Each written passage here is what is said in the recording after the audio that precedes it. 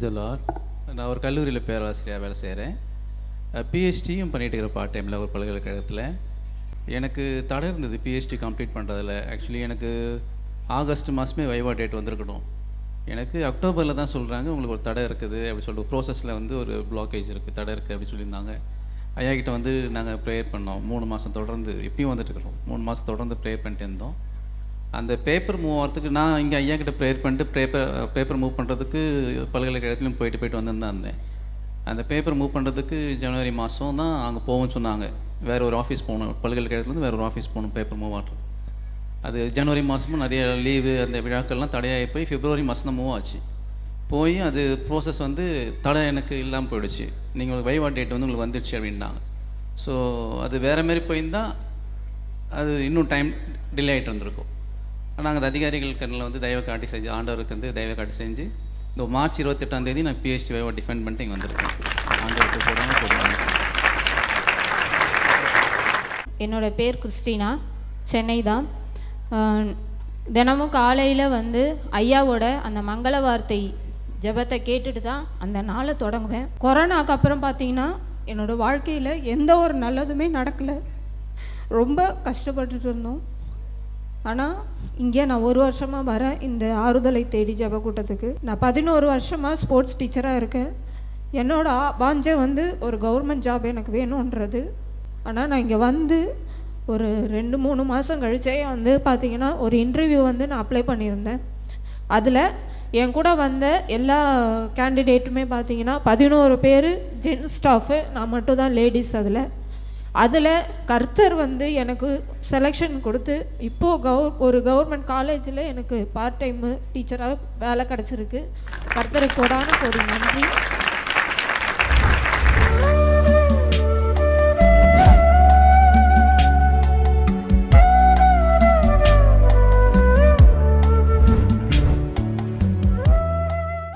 கிறிஸ்துவுக்குள் மிகவும் பிரியமான எனதருமை சகோதர சகோதரிகளே, நம்மை சிருஷ்டித்தவரும் நம்மை உண்டாக்கினவரும் நம்மை ஒருபோதும் மறந்து போகாதவருமாகிய இயேசு கிறிஸ்துவின் முனையற்ற நாமத்தினால உங்கள் எல்லாரையும் வாழ்த்தி ஆசீர்வதிக்கிறேன். அல்லேலூயா.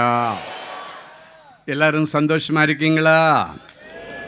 வாசிக்கலாம். ஏசாயா தீர்க்கதரிசியின் புஸ்தகம் 54ஆம் அதிகாரம் 8வது வசனம் இப்படியாய் சொல்லுகிறது. வாசிப்போமா?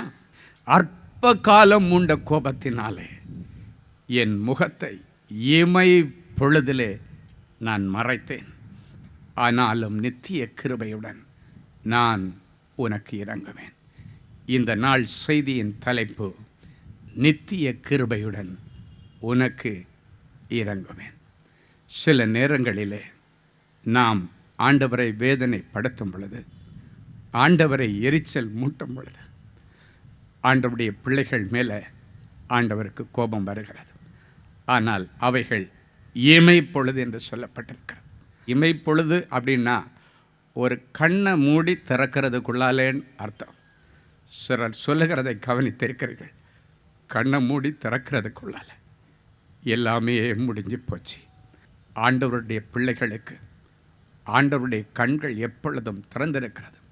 வேதம் சொல்லுகிறது, உங்களை காக்கிறவர் உறங்குவதும் இல்லை தூங்குவதும் இல்லை. என் அன்பு தேவனுடைய பிள்ளைகளே, அவர் இமைப்பொழுதிலே முகத்தை மறைத்தது உண்மை. அதுக்குள்ளால் எக்கச்சக்கமான பிரச்சனைகள், எக்கச்சக்கமான கடன்கள், தேவையில்லாத வழக்குகளிலே நீங்கள் சிக்குண்டு போனீர்கள். ஆனாலும் ஆண்டவர் இன்றைக்கு நித்திய கிருபையுடன் உங்களுக்கு இறங்குவேன் என்று ஆண்டவர் சொல்லுகிறார். அல்லேலூயா. ஆண்டவரே, என் பிள்ளையை நீங்கள் பாதுகாத்து கொள்ளுங்க, என் குடும்பத்தை பாதுகாத்து கொள்ளுங்கன்னு இன்றைக்கு உங்கள் குடும்பத்தை ஆண்டவரிடத்தில் ஒப்புக்கொடுங்க. என்னுடைய பலத்தினால என் பிள்ளைகளை வளர்க்க முடியாது, என்னுடைய பலத்தினால என் பிள்ளைகளுக்கு நான் உயர்கல்வி கொடுக்க முடியாது, என் பிள்ளையுடைய எதிர்காலத்தை நான் உயர்த்த முடியாது. ஆண்டவரே, உங்களால் மட்டும்தான் ஆகும் அப்படின்னு உங்களுடைய குடும்பத்தை இன்றைக்கி தேவ சமூகத்தில் தாழ்த்தி நீங்கள் ஒப்பு கொடுக்கும் பொழுது ஆண்டவர் இன்றைக்கு உங்கள் குடும்பங்களை தன்னுடைய கண்ட்ரோலில் டேக் ஓவர் பண்ணுகிறதை பார்க்கிறேன். ஆண்டவர் சொல்லுகிறார், அவர்களுக்கு நித்திய கிருபையுடன் நான் இறங்குவேன். உன்னால் சாதிக்க முடியாததை ஆண்டவர் உனக்குள்ளே இருந்து அவர் சாதித்து காட்டுவார். உன்னோடு இருக்கிறவர் உலகத்தில் இருக்கிறவரை காட்டிலும் பெரியவர்.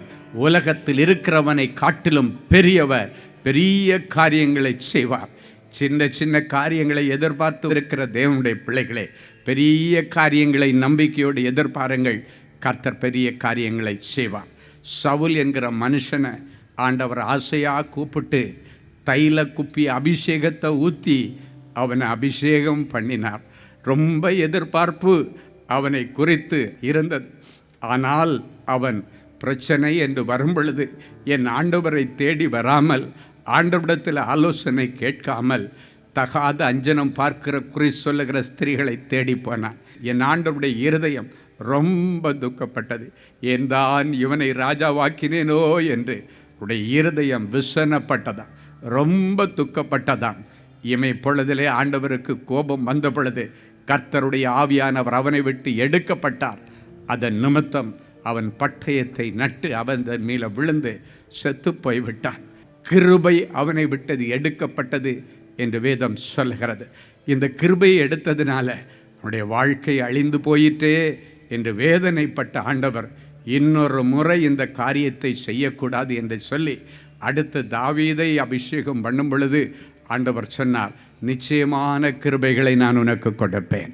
சவுலிடமிருந்து கிருபை எடுக்கப்பட்டது போல உன்னை விட்டு நான் கிருபையை எடுத்துட்டு அந்த மனவேதனை என்னால் தாங்க முடியலை. சவுலுடைய செய்கை ஆண்டவருக்கு எரிச்சல் முட்டினது. அதன் நிமித்தம் அந்த விபரீதத்தை ஆண்டவருடைய மனசால தாங்க முடியலை. அதனால தான் தாவீதை அபிஷேகம் பண்ணும் பொழுது சொல்லுகிறார், கிருபையை சவுலை விட்டு எடுத்தது போல நான் உன்னை விட்டு எடுக்க மாட்டேன், உனக்கு நிச்சயமான கிருபைகளை கொடுப்பேன். இன்றைக்கு தாவீதின் மீது வைத்த அந்த நிச்சயமான கிருபைகளை, அந்த நித்திய கிருபைகளை ஆண்டவர் உங்கள் மேலே வைத்து உங்களை ஆசீர்வதிப்பார். கிருபை என்றால் என்ன? தகுதியில்லாத பிள்ளைகளுக்கு ஆண்டவர் கொடுக்கிற பெரிய ஈவுக்கு பெயர்தான் கிருபை என்று சொல்லப்பட்டிருக்கிறது. இயேசு கிறிஸ்துவை தன் கற்பத்தில் சுமக்கிற பாக்கியம் மரியாளுக்கு கிடைத்தது. அதுக்கு முன்னால் தேவதூதன் சொல்கிறான், கிருபை பெற்றவளே வாழ்க, ஸ்திரீகளுக்குள் நீ ஆசீர்வதிக்கப்பட்டவள், உன் கற்ப பிறப்பும் ஆசீர்வதிக்கப்பட்டது. அப்படின்னா என்ன அர்த்தம் தெரியுமா? இயேசு கிறிஸ்துவனுடைய கற்பத்திலே உதிப்பதற்கு நீ கொடுத்து வச்சிருக்கணும். உன்னுடைய தகுதியை வைத்து அல்ல, ஆண்டவருடைய கிருபை உன்மேல இருக்கிறபடியினாலே கிருபையின் நிமித்தம் இயேசுவை உன் கற்பத்திலே நீ சுமப்பாய். என் அன்பு தேவனுடைய பிள்ளைகளே, மரியாள் கற்பத்திலே 10 மாதம் இயேசுவை சுமந்தாள். ஆனால் நாமோ நித்திய காலமும் இயேசுவை நம்முடைய இருதயத்திலே சுமந்து அலைகிற பாக்கியத்தை கர்த்தர் நமக்கு கொடுத்திருக்கிறார். ஹல்லேலூயா! அந்த ஆண்டவர் சொல்லுகிறார், இமை பொழுதிலே என் முகத்தை உனக்கு விரோதமாய் மறைத்தது உண்மைதான். அந்த நேரத்தில் என்னென்னமோ உன்னுடைய வாழ்க்கையில் நடந்து முடிந்ததும் உண்மைதான். ஆனாலும் நித்திய கிருபையுடன் நான் உனக்கு இறங்க தீர்மானித்திருக்கிறேன். ஹல்லேலூயா! எப்ராயிமை பார்த்து ஆண்டவர் சொன்னார், எப்ராயிமே, நான் உன்னை எப்படி மறப்பேன்? நான் உன்னை எப்படி கைவிடுவேன்? உனக்கு விரோதமாய் சில காரியங்களை நான் பேசின நேரம் முதல் நான் உன்னுடைய நினைவாகவே இருக்கிறேன் என்று சொல்லுகிறார். நான் உன்னையே நினைத்து கொண்டிருக்கிறேன். சில நேரங்களிலே நம்முடைய செய்கைகள் ஆண்டவர் நமக்கு விரோதமாய் சில காரியங்களை பேசவும் செய்யவும் அவரை உந்தி தள்ளுகிறது. ஆனாலும் அதன் பிறகு அவர் நம்மையே நினைத்து கொண்டிருக்கிறார். எனவே தான் எப்ராயிமை பார்த்து சொல்கிறார், எப்ராயிம் எனக்கு பிரியமான பிள்ளை அல்லவா? இன்னைக்கு ஆண்டவர் உங்களை பார்த்து சொல்லுகிறார், மகனே மகளே, நீ எனக்கு பிரியமான பிள்ளை அல்லவோ? உடைய புருஷன் ஏன் தான் உன்னை கல்யாணம் பண்ணினனோ என்று சொல்லி தலைமையில் அடித்து கொண்டிருக்கலாம். இல்லாவிட்டால் உடைய மனைவி ஏன் தான் இந்த மனுஷனை போய் கல்யாணம் பண்ணணுன்னு தெரியலையே என்று தலையில் போட்டு அடித்து கொண்டிருக்கலாம். அவள் உன்னிடத்தில் பிரியமாய் இருக்கிறாளோ இல்லையோ என் இயேசு சொல்லுகிறார், நீ எனக்கு பிரியமான பிள்ளை அல்லவோ? உனக்கு விரோதமாய் பேசின நாள் முதல் ஆண்டவர் உன்னையே நினைத்து கொண்டிருக்கிறார். ஆண்டவர் சொல்கிறார், நித்திய கிருபையுடன் நான் உனக்கு இறங்க போகிறேன். ஆண்டவருடைய கண்கள் மூடி திறக்கிறதுக்குள்ளால என்னென்னமோ நடந்துச்சுன்னு சொன்ன உங்களை பார்த்து சொல்றாரு, நடந்து முடிந்த காரியங்களிலே இன்றைக்கு ஒரு அற்புதத்தை ஆண்டவர் செய்ய போகிறார். எந்தெந்த காரியங்கள் எல்லாம் உங்களுக்கு அந்த நாட்களிலே எதிர்மறையாய் நடந்ததோ அந்த காரியங்களை எல்லாம் கர்த்தர் இன்றைக்கு உங்களுக்கு சாதகமாய் முடித்து தருகிறார். மோசே லட்சக்கணக்கான ஜனங்களை இஸ்ரேல் தேசத்திற்கு நம்பிக்கையோடு அழைத்து கொண்டு வருகிறார். வருகிற வழியிலே மோசே நேர போய் இந்த சீனாய் மலையின் மேலே உபவாசம் இருந்து ஆண்டவருடையத்திலே முகமுகமாய் பேசி தேவனுடைய கற்பனைகளை வாங்கி கொண்டு வருவதற்குள்ளால அந்த ஜனங்களெல்லாம் ஆண்டவருக்கு எரிச்சல் மூட்டுகும்படியாக கையில் இருந்த எல்லா பொன்னையும் எடுத்து ஒரு பொன் கன்றுக்குட்டியை செய்து அதை வணங்க ஆரம்பித்தார்கள். உயிருள்ள தேவன் அவர்களை பார்வோனுடைய கையில் இருந்த அற்புத அடையாளங்களை செய்து விடுதலையாக்கினார். கொஞ்ச நேரத்துக்குள்ளால ஜனங்கள் அதை மறந்து போய் அந்த தேவனை எரிச்சல் மூட்டி பொன் கன்றுக்குட்டியை வழிபடுகிற நேரத்தில் ஆண்டவர் தன்னுடைய முகத்தை அவர்களுக்கு நேராக ஒரு விசை மறைக்க வேண்டும் என்று விரும்பினார். இமை பொழுதிலே அவர்களை கைவிட வேண்டும் என்று தீர்மானித்தார். அவளை அழித்து போடுவேன் என்று சொன்னார். ஆனாலும் ஆண்டவருக்கு இவங்களுக்கு இடையில மத்தியஸ்தனா ஒருத்தன் உயிரை பணையம் வச்சு அந்த பார்வோனிடத்திலிருந்து இவங்களை கூட்டு வந்தானே, எதுக்கு அவனிடத்தில் ஒரு வார்த்தை சொல்லிட்டு செய்வேன்னு சொல்லி அவனுடைய தியாகமான ஊழியத்தை நினச்சி அவனிடத்தில் ஒரு வார்த்தை சொன்னார். மோசே இவங்க இப்படியெல்லாம் பண்ணிட்டாங்க, அவங்கள அழிக்க போகிறேன்னு சொல்லும் பொழுது மோசே சொன்னார், ஆண்டவரே அவங்கள ஒரு விஷயம் மன்னிச்சு விட்டுருங்கப்பா, இல்லைன்னா ஜீவ புஸ்தகத்திலிருந்து என் பெயரை கிரைக்கு போடுங்க, ஜீவ புஸ்தகத்திலிருந்து என் பெயர் எடுத்தால் கூட பரவாயில்ல, நான் அவ்வளோ கஷ்டப்பட்டு இவங்களை பார்வனிடத்திலிருந்து கூட்டு வந்திருக்கிற ஒருவரை மன்னித்து என் பிள்ளைகளை கானானுக்கு வழி திறந்து விடுங்கப்பா, தெரியாம பண்ணிட்டாங்க. தன் ஜனத்திற்காக கெஞ்சி ஜெபிக்கிறான் மோசே. ஆண்டவர் அந்த ஜனங்களுக்காக இல்லைனாலும் ஊழியக்காரனுக்காக அவர்களை மன்னித்து கானானுக்கு வழி திறந்து விட்டார். ஏசாயா 65:8 எனக்கு ரொம்ப பிடிச்ச வசனம். அதில் சொல்லப்பட்டிருக்கிறது, திராட்சை குலையில் திராட்சை ரசம் இருக்கும் பொழுது அதை அழிக்காது, அதில் ஆசீர்வாதம் உண்டு என்று சொல்லுகிறபடி என் ஊழியக்காரன் நிமித்தம் இனியும் அதை அழிக்காதபடி செய்வேன். உன்னுடைய வாழ்க்கையில் அநேக ஆசீர்வாதங்கள் அழிந்து கொண்டிருக்கிறது. ஆண்டவருக்கு விரோதமாய் சில காரியங்களை நீர் செய்தத நிமித்தம் ஆண்டவருடைய கோபாக்கினை வந்து அந்த ஆசீர்வாதங்கள் உன் கண்ணு முன்னால கிடைக்கிறது மாதிரி கிடைச்சி அழிஞ்சு போச்சு. திராட்சை தோட்டம், திராட்சை செடிகள், திராட்சை பழங்கள் குடும்ப வாழ்க்கைக்கு அடையாளம். வேதம் சொல்லுகிறது, இஸ்ரவேல் வம்சமே கர்த்தருடைய திராட்சை தோட்டம். இந்த வசனம் என்ன சொல்லுகிறது? திராட்சை குலையில் திராட்சை ரசம் இருக்கும் பொழுது அதை அழிக்காதே, அதில் ஆசீர்வாதம் உண்டு எனக்கு தெரியும், ஆனாலும் அது அழிந்து கொண்டே இருக்கிறது, ஆனால் என் ஊழியக்காரன் நிமித்தம் இனியும் அதை அழிக்காதபடி செய்வேன் என்று சொன்னார். இன்னைக்கு ஆண்டவர் உங்களை பார்த்து சொல்றாரு, இந்த ஊழியர்கள் நிமித்தம் அந்த ஆசீர்வாதங்களை இனியும் அழிக்காதபடி நான் செய்வேன் என்று உங்கள் மேல் மனதுருகுகிற கர்த்தர் சொல்கிறார். அப்படின்னா என்ன அர்த்தம் தெரியுமா? ஊழியக்காரனை மதிக்கிறவர் நம்முடைய ஆண்டவர். அவருடைய ஸ்தானாதிபதியாக ஆண்டவருக்கும் உங்களுக்கு இடையில நிற்கும் பொழுது உங்களுடைய செய்கைகள் ஏதாவது ஆண்டவருக்கு எரிச்சல் மூட்டினால் கூட இந்த ஊழியக்காரனுடைய முகத்தை பார்க்கிறார். இவன் எவ்வளவு கஷ்டப்பட்டு இந்த ஜனங்களுக்கு முன்பாக ஊழியம் செய்தார், இவருடைய வாழ்க்கை அழிந்து விடக்கூடாது என்று எத்தனை நாள் என் பிள்ளை உபவாசம் இருந்தார், எத்தனை நாட்கள் இரவு தூங்காமல் இந்த பிள்ளைகளுடைய வீட்டிலே போய் தேவனுடைய சத்தியத்தை சொன்னான். அவனுக்கு சொல்லாம இந்த காரியத்தை நான் செய்தால், என் ஊழியக்காரனுக்கு மறைத்து இந்த காரியத்தை செய்தால் என் ஊழியக்காரன் துக்கப்படுவார் என்று என் ஆண்டவருக்கு தெரியும். ஊழியக்காரனிடத்தில் கேட்கும் பொழுது அவன் உத்தரவாதமுள்ள ஊழியக்காரன், ஜனங்களுக்காக ஆண்டவரிடத்திலே பரிதபித்து ஜெபிக்கிறான். ஒரு முறை ஒரு பெரிய செல்வ சீமான் ஓகோன்னு இருந்து ஒன்றும் இல்லாமல் தெருவுக்கு வந்து கடைசியாக சூசைட் பண்ணுற நிலைமையில் ஒரு நாள் என்னை தேடி வந்தான். ஐயா, நான் ஒன்றும் இல்லாமல் இருந்தேன், ஒரு சின்ன டீ கடையில் ஒரு சைக்கிள் கூட இல்லாமல் ரியல் எஸ்டேட் வியாபாரம் தொடங்கினேன், என்னை தேடி அங்கே தான் வருவாங்க, அந்த தெரு தான் எனக்கு ஆஃபீஸ் என்று சொன்னாங்க. அவங்க பைக்கில் வருவாங்க. அவங்க பின்னால் நான் வீடு வாடகைக்கு இல்லைன்னாச்சுன்னா அவங்க வாங்குறதுக்காக காமிக்க போகும் பொழுது அவங்க பைக்கில் முன்னாடியே நான் ஓடுவேன், என் பின்னால் ஸ்லோவாக வருவாங்க. ஒரு நாய்க்குட்டி ஓடினது போல் ஓடினேன். என்னுடைய அற்பமான ஆரம்பத்தை ஆண்டவர் அசட்டை பண்ணாமல் சம்பூர்ணமாக கொடுத்தார். ஆனால் அதி விரைவில் படிப்படியாக நான் முன்னேறி வருகிறதை கண்டு என்னுடைய சொந்தக்காரங்களுன்னு தெரியலை, என் கூட சாதாரண நிலைமையில் இருந்த புரோக்கருங்களான்னு தெரியலை, எனக்கு மந்திரவாதம் பண்ணிட்டாங்க. என் கைவிட்டு பங்களா வீடு போக போகுது, பென்ஸ் காரில் சுற்றுறேன். எல்லா ஆண்டவர் கொடுத்தது எல்லா பரிவாரங்களும் ஒன்றுன்னா போயிட்டுருக்கு.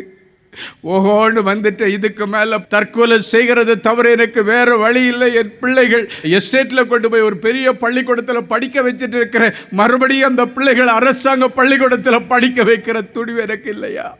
எனக்கு விரோதமாக யாரோ மந்திரவாதம் பண்ணிட்டாங்க. பொறாமையில் அவங்க செய்த மந்திரவாதத்தை எல்லாம் கேன்சல் பண்ணி நீங்கள் ஜெபம் பண்ணி ஆண்டவருடைய இரக்கத்தை எனக்கு வாங்கித்தாங்கன்னு சொன்னார். நானும் முதல்ல நினைச்ச யாரோ இவனுக்கு விரோதமாக ஏதோ செய்துட்டாங்க போல இருக்கு. நான் சொன்னேன், ஜெபம் பண்ணுவோம் பிரதர். இஸ்ரவேலுக்கு விரோதமான மந்திரவாதம் இல்லை, யாக்கோபுக்கு விரோதமான குறை சொல்லுதல் இல்லை. எதுவாக இருந்தாலும் இன்னைக்கு சரியாயிடும், ஆண்டவர் உங்களை மறுபடியும் உயர்த்துவார் என்று சொல்லி அந்த சகோதரனை முழந்தாள் படியிட்டு ஜபிக்கும்படி முன்னால் நிற்க வச்சேன். சர்வசாதாரணமாக திறந்த உடனே எனக்கு அப்படியே வார்த்தைகள் ஆசீர்வாதமாக வர ஜெபத்தில் வார்த்தை வரல. வார்த்தை வராமல் என்னுடைய நாவு கட்டப்பட்டது போல் ஆகிவிட்டது. ஆண்டவரிடத்தில் கேட்குற, ஆண்டவரை இவனுக்காக ஜெபிக்க முடியலை, என்ன பிரச்சனை? என்னுடைய நாவை திறந்தருளும், என்னிடத்தில் ஏதாவது குறை இருந்தால் என்னை மன்னியும். ஏன் இவனுக்காக ஜெபிக்கும் பொழுது வார்த்தைகள் வரவில்லை? இயேசு சொன்னார், யான் தான் இவனை பெரிய செல்வ சீமான் ஆக்கினேனோ என்று என்னுடைய இருதயம் விசனப்படுகிறது. இவனுக்காக நீ ஜெபிக்காதே என்னார். அதுவும் என்னுடைய வார்த்தைகள் வழிவிட அந்நிய பாஷை பேச பேச அதை வியாக்கியானம் பண்ணி சொல்லி கொண்டிருக்கிறேன். இந்த சகோதரன் முழந்தாள் படியிட்டு கேட்டுக்கொண்டிருக்கிறான். இவனை யான் தான் பெரிய மனுஷன் ஆக்கினேனோ என்னுடைய இருதயம் துக்கப்படுகிறது, இவனுக்காக நீ ஜெபம் பண்ணாத என்று சொன்னார். ஒரு நிமிஷம் எனக்கு ஒன்றுமே ஓடலை. ஆனாலும் சில நேரங்களில் ஆண்டவர் நம்மளையும் டச் பண்ணுவார். எப்பொழுதுமே என்கிட்ட வர்றவங்களுக்கு மங்கள வார்த்தை வாங்கி ஆண்டவர் கோவப்பட்டால் அவரை கெஞ்சி கூத்தாடி கண்ணீர் வடித்து இரக்கத்தை வாங்கி கொடுக்காம நான் அனுப்புறதில்லை. நான் சொன்னேன், ஆண்டவரே என்னை ஊழியத்துக்கு அழைக்கும் பொழுது எனக்கு ஒரு வாக்குறுதி கொடுத்தீர். யோபு உபத்திரவத்தின் உச்சக்கட்டத்தில் இருக்கும் பொழுது ஆண்டவரிடத்தில் ஒரு விண்ணப்பத்தை வைக்கிறார். ஆண்டவரே, என்னை போல நல்லா இருந்து கெட்டுப்போன பிள்ளைகளுக்காக, என்னை போல வேதனையின் உச்சக்கட்டத்தில் இருக்கிற ஜனங்களுக்காக கர்த்தரிடத்தில் வழக்காடுகிற ஒரு மனுஷன் இருந்தால் நலமா இருக்குமே என்று சொல்லி கேட்கிறான். கர்த்தரிடத்தில் ஜெபிக்கிற மனுஷன் என்று அவன் கேட்கவில்லை, கர்த்தரிடத்தில் விண்ணப்பம் பண்ணுகிற மனுஷன் என்று கேட்கவில்லை. கர்த்தரிடத்தில் என்னை போன்ற ஜனங்களுக்காக வழக்காடுகிற ஒரு மனுஷன் இருந்தால் நலமாயிருக்குமே என்று கேட்டான். இந்த வார்த்தை எனக்கு கொடுத்த ஆண்டவர் என்னை ஊழியத்திற்கு அழைக்கும் பொழுது ஜனங்களுக்காக என்னிடத்தில் வழக்காடுகிற ஒரு மனுஷனாக உன்னை நான் அபிஷேகம் பண்ணுகிறேன். இந்த வார்த்தையை பிடிச்சிட்டு ஆண்டவர்கிட்ட கேட்குறேன், என்னை ஊழியத்துக்கு அழைக்கும் பொழுது இந்த வார்த்தையை தானே ஆண்டவரை கொடுத்தீங்க. அந்த வார்த்தையின்படி என் பிள்ளைக்காக உங்ககிட்ட நான் இப்போ வழக்காடுறேன். நீங்கள் என்ன பண்ணுவீங்களோ தெரியாது, என் பிள்ளைக்கு நீர் மனம் இறங்கி அவன் இழந்து போன எல்லாவற்றையும் தரவேன். அப்பொழுது ஆண்டவருடைய பதில் வருகிறது, அது இவனை போன்றவர்களுக்கு அல்ல, யோபுவை போல உத்தமமும் உண்மையுமாய் நடக்கிறவர்களுக்கு. யோபு உண்மையும் உத்தமமாய் நடந்து கொண்டு சொல்லுகிறான், என்னை போன்று துக்கப்படுகிறவர்களுக்கு. அப்படின்னு நான் உண்மையாக இருந்து பாடுகளை அனுபவிக்கிறவர்களுக்காக ஆண்டவரிடத்தில் வழக்காடுகிற ஒரு மனுஷன் இருந்தால் நலமாயிருக்கும். இவனுக்கல்ல, இவனுக்கும் யோபுவுக்கும் ஏணி வச்சாலும் எட்டாது என்று சொன்னார். எல்லாவற்றையும் அவன் கேட்டுக்கொண்டிருக்கிறான். அப்படி அந்நிய பாஷையில் பேசுகிறேன், ஆண்டவர் வியாக்கியானம் கொடுக்குறாரு, அதை தமிழில் சொல்கிற எல்லாவற்றையும் கேட்டுக்கொண்டிருக்கிறான். ஒரு சிறு குழந்தை தேம்பி தேம்பி அழுகிறது போல் அவன் அழுது கொண்டிருந்தான். ஆனாலும் அவனை அப்படியே விடுவதற்கு என்னுடைய இருதயம் ஒத்துக்கலை. அடுத்து என்ன சொல்லி ஆண்டவரிடத்தில் இரக்கம் கேட்கிறது என்று கேட்கும் பொழுது எனக்கு மோசையுடைய ஞாபகம் வந்தது. நான் சொன்னேன், சரி ஆண்டவரே, இது யோபுவை போல உண்மையும் முத்தமும் இருக்கிறவங்களுக்கு, ஆனால் உமக்கு எரிச்சல் மூட்டி பொன் கன்று கொட்டிகளை செய்து வழிபட்டதன் நிமித்தம் அந்த இஸ்ரவேல் ஜனங்களை அழிக்க வேண்டும் என்று நிற்கும் பொழுது, அந்த மோசே தேவ சமூகத்திலே கெஞ்சி ஜெபித்த பொழுது, அவர்களுக்காக இல்லாவிட்டாலும் உம்முடைய ஊழியக்காரர் நிமித்தம் மோசேக்காக அவர்களை மன்னித்து கானானுக்கு வழி திறந்து கொடுத்தீங்களே. மோசேடைய வம்சத்தில் வந்த அதே ஊழியக்காரனாய் நான் ஜெபிக்கிறேன். இவனுக்காக இல்லைனாலும் உங்க ஊழியக்காரர் நிமித்தம் இவனை நீர் மன்னியும் ஆண்டவரே என்று கதறினேன். எனக்காக அவனுக்கு ஒரு புது வாழ்வு கொடுங்க, ஒரு வாய்ப்பு கொடுங்க ஆண்டவரே. வாய்ப்பு கொடுக்கிற தேவன் தானே என்று கேட்டேன். சிரித்த இயேசுவின் முகத்தை என் ஆவியிலே நான் பார்த்தேன். நான் நினைக்கிறேன், ஒரு ஊழியக்காரன் நான் இப்படி தான் உத்தரவாதம் பண்ணணுன்னு நினைச்சி சிரிச்சாரான்னு எனக்கு தெரியாது. சிரித்த முகத்தை என் தரிசன கண்களிலே நான் பார்த்தேன். ஆண்டவர் அமைதி அடைந்தார். நான் சொன்னேன், கிருபையை பேஸ் பண்ணி ஆண்டவர் இவனுக்கு இழந்து போன எல்லாவற்றையும் கொடுத்து என் பிள்ளையை நீர் கனம் பண்ண வேண்டும். ஆண்டவர் சொன்னார், இனியும் அதிக கேடானது வராதபடிக்கு பாவம் செய்யாதேன்னு சொல்லிட்டு ஆண்டவர் சொன்னார், நீ போ, உன்னுடைய கடன்களை அடைக்கும்படி பரலோகத்தின் மதகுகள் திறக்கும். அல்லேலூயா. எல்லாம் ஜெபம் பண்ணி முடித்ததுக்கப்புறம் தான் அவர் சொல்கிறாரு, ஐயா, ஆண்டவர் உங்கள் மூலமாக அந்நிய பாஷையில் பேசி சொன்ன அத்தனை காரியங்களும் உண்மை சொல்லிட்டு சொல்கிறாரு, ஆரம்ப நாட்களில் ஆண்டவரே ஆண்டவரேன்னு ஓடி அவர் தான் என்னை ஆசீர்வதித்தார். ஆனால் ஒரு அளவுக்கு மேலே ஆசீர்வாதம் வந்த உடனே சென்னையில் பிரசித்தி பெற்ற ஒரு கிளப், அதில் சேரணுன்னா பல லட்சம் மெம்பர்ஷிப் கட்டணும். இந்த கிளப்பில் சேருகிறது என்னுடைய வியாபாரத்திற்கு பெரிய ஆசீர்வாதம். பெரிய பெரிய தலைவர்கள், பெரிய பெரிய விஐபி எல்லாம் அங்கே வருவாங்க. வியாபாரம் இன்னும் நல்லா பண்ணலான்னு போனேன். அங்கே போனதிலிருந்தாம் எனக்கு சூதாட்டம் பிடித்தது.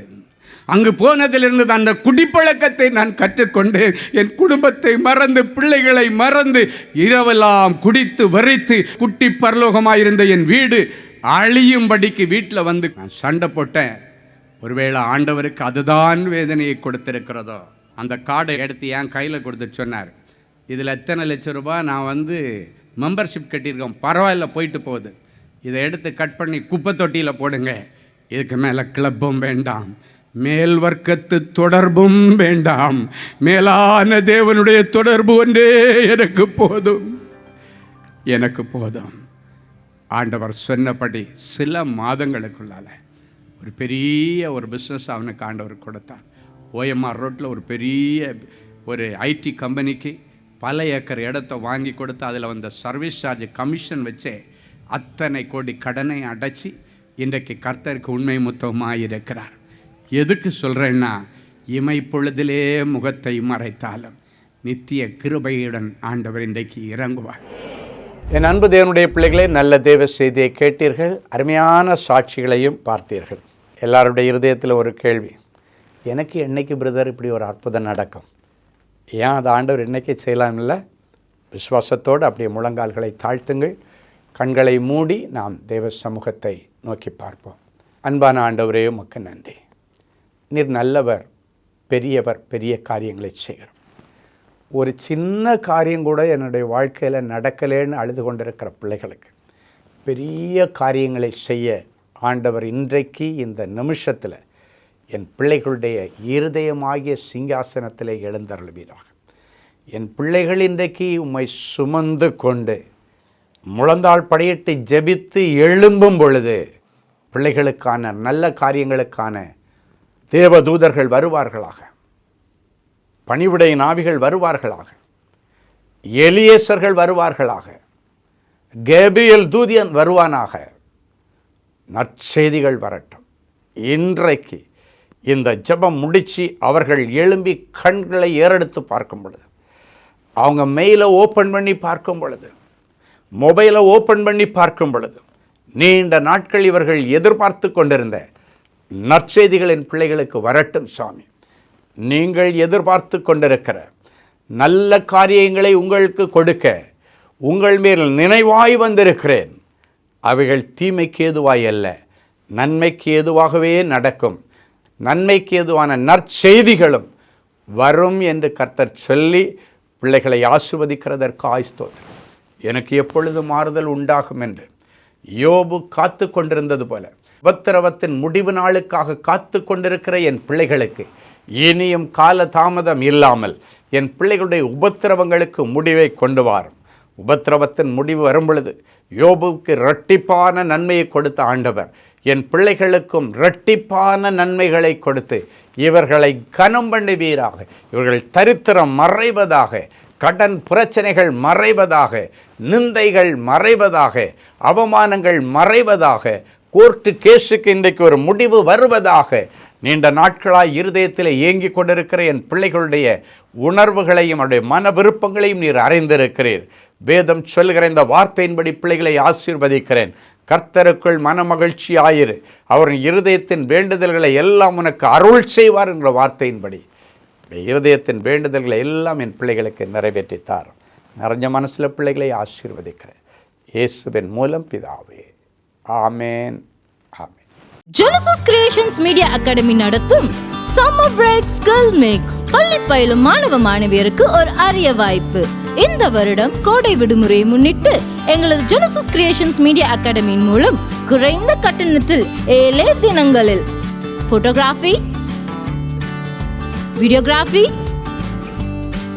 போட்டோஷாப், வீடியோ எடிட்டிங் ஆகிய தொழிற்கல்விகளை மிக சிறந்த முறையில் பயிற்றுவிக்க நாங்கள் திட்டமிட்டுள்ளோம்.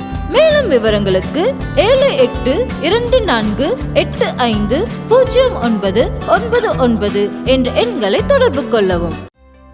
கிறிஸ்துவுக்குள் அன்பானவர்களே, ஆண்டவராகிய இயேசு கிறிஸ்துவின் இனிய நாமத்தில் அன்பின் வாழ்த்துக்கள்.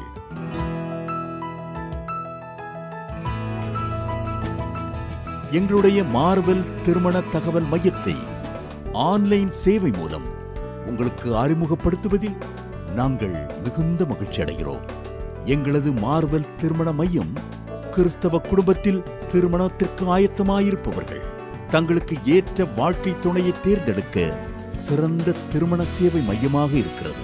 மேலும் மார்வெல் திருமண தகவல் மையத்தில் நீங்கள் பதிவு செய்வதற்கு எங்களது இணையதள முகவரி www.marvelmatrimony.com மற்றும் அலைபேசி எண் 7824855999 என்ற எண்ணிற்கு தொடர்பு கொள்ளலாம்.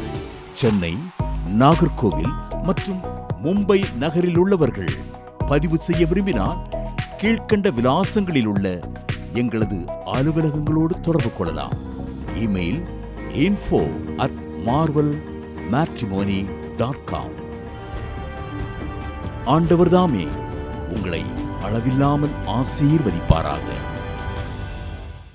அன்பு தேவனுடைய பிள்ளைகளே, இந்நிகழ்ச்சியின் மூலம் நீங்கள் பெற்றுக்கொண்ட ஆசீர்வாதங்களை உங்கள் ஜெப விண்ணப்பங்களையும் அனுப்ப வேண்டிய முகவரி தேவனின் அன்பு ஊழியங்கள், எண் 340B பார் 1A 3B1 Vinayak avenue, OMR road, Okkiyam, Thoraipakkam, Chennai 600097. இது இந்தியன் ஆயில் பெட்ரோல் பங்க் எதிரில் அமைந்துள்ளது மற்றும் காக்னிசன்ட் டெக்னாலஜி சொல்யூஷன்ஸ் அருகிலும் அமைந்துள்ளது. மின்னஞ்சல் prayer@godsloveministries.co.in. எங்களது இணையதளம் www.godsloveministries.co.in. மேலும் 24 மணி நேர ஜெப உதவிக்கு 044-24547-999 மற்றும் 9941950999 என்ற எண்களுக்கு தொடர்பு கொள்ளுங்கள். கர்த்தர் தாமே உங்களை ஆசீர்வதிப்பாராக.